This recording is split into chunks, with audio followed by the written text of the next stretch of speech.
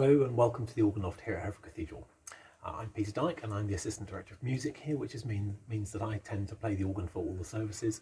And of course, in Three Choirs Festival Week, I'm usually very busy, especially if the festival is here at Hereford. This is the sort of flight desk, if you like, for quite a lot of the music that goes on during the festival week. This week, of course, would have been the festival in Worcester, so I would have been less busy. I was involved in I think 3 concerts going on and maybe a service. I can't remember exactly what I was in. I'm looking forward to that all happening again next year because of course we miss the music very much this year because there's no festival happening this year, but we very much look forward to not just the music but also the great enormous social time that we have, meeting our friends from the Philharmonia, our friends from the chorus of course again, and of course people who come from year to year in the audience, and it's just such a stimulating, brilliant week wherever it happens, whether it's in Worcester or Gloucester or indeed Hereford.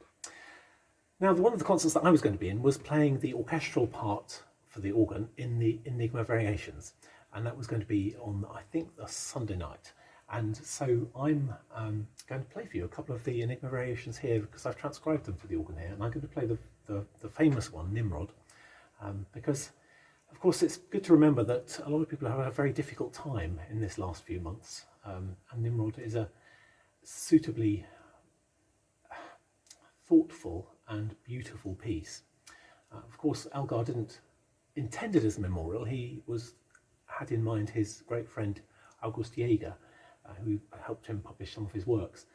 But as a contrast to that, I thought I'd play also the variation G.R.S, which is based on George Robinson Sinclair, who is in fact an organist here at Hereford. And this is a very fast and brisk variation, full of life and bounce, and is thought to represent perhaps not only G.R.S himself, George Robinson Sinclair, but also his dog Dan.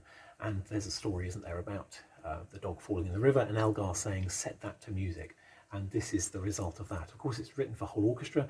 I think it works pretty well on the organ, and I like to think of George Robinson Sinclair himself perhaps playing it here on the organ. So between the two, between Nimrod and G.R.S, there'll be quite a bit of a gap because there'll be a change of scene, and I might even have to take my jacket off.